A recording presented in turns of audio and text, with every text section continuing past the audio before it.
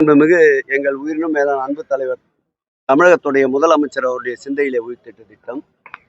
இந்த திட்டத்தினுடைய வளர்ச்சி பணிகள் குறித்து நாள்தோறும் மாண்புமிகு முதலமைச்சர் அவர்களுடைய வழிகாட்டுதல்படி எங்கள் துறையினுடைய செயலாளர் அன்பிற்கினிய காகர்லா உஷா அவர்களும், எங்கள் துறையினுடைய உறுப்பினர் செயலாளர் அன்பிற்கினிய பிரகாஷ் அவர்களும், பெருநகர மாநகராட்சியுடைய ஆணையாளர் குமரகுருபன் அவர்களும், இந்த வடசென்னை வட்டார போக்குவரத்து அலுவலர் ஆர்டிசி ரவி கெடுஜா அவர்களும் தொடர்ந்து இந்த பணிகளை ஆய்வினை மேற்கொண்டு வருகிறோம்.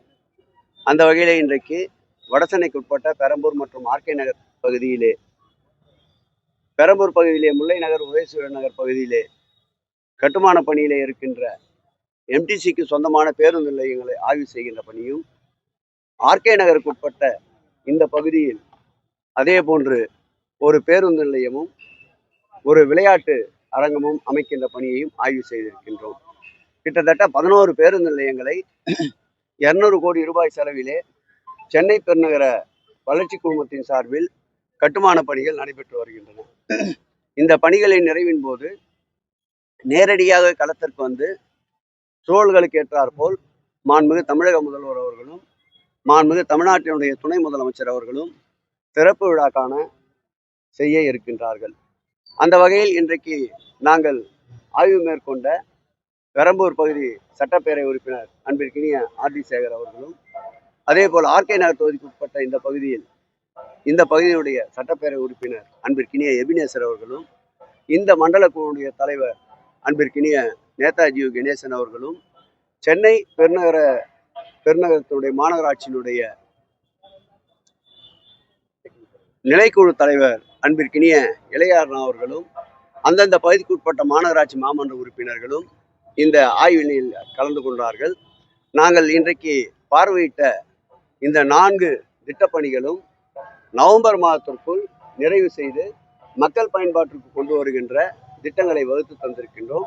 அந்தபடி இவைகள் மக்கள் பயன்பாட்டிற்கு வருகின்ற போது வடசென்னை மக்களுக்கு, குறிப்பாக வாழ்வாதாரத்தில் கிட்டத்தட்ட பொருளாதார ரீதியாக நலிவிலே இருக்கின்ற மக்களுக்கு இந்த திட்டங்கள் பயன்பாட்டுக்கு வரும்போது பேருதவியாக இருக்கும் என்பதை மகிழ்ச்சியோடு தெரிவிக்கும். ஒரு சில பணிகள் குறிப்பிட்ட சதவீதத்தை விட அதிக சதவீதம் பணிகள் நடந்து கொண்டு வருகின்றன. உதாரணத்துக்கு இன்று பார்க்கின்ற பொழுது இப்போது நாம் நின்று கொண்டிருக்கின்ற இந்த ஆர்கே நகர் பகுதிக்கு உட்பட்ட விளையாட்டு அரங்கம் 15% பணிகள் முன்னேற்பாட்டில் முன்கூட்டி இருக்கின்றன.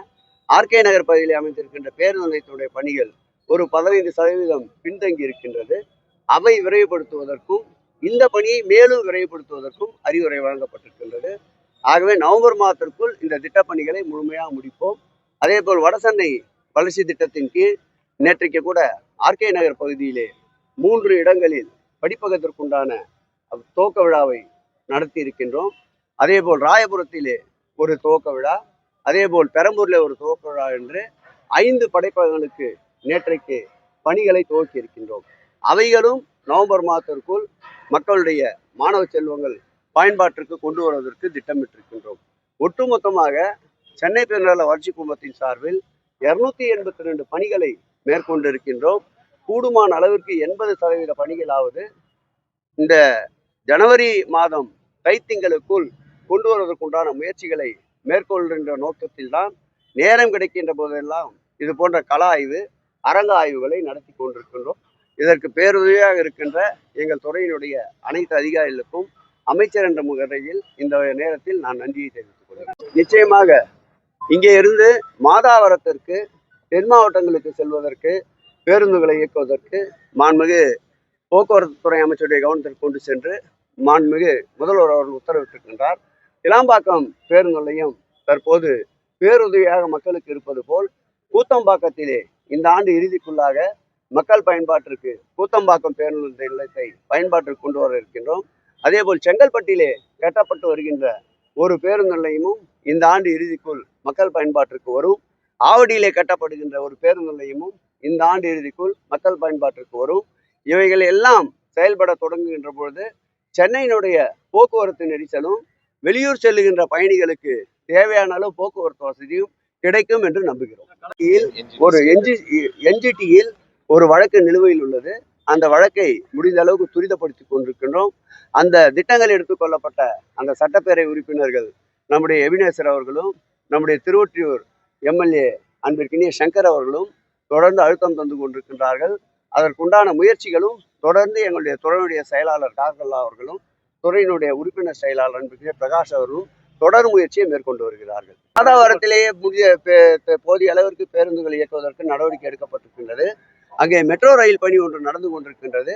அவை முழுமையடைந்தால் வட சென்னை மக்களுடைய வரப்பிரசாதமாக மாதாவரம் பேருந்து நிலையம் அமையும் என்று நம்பிக்கை தெரிவிக்கிறார்.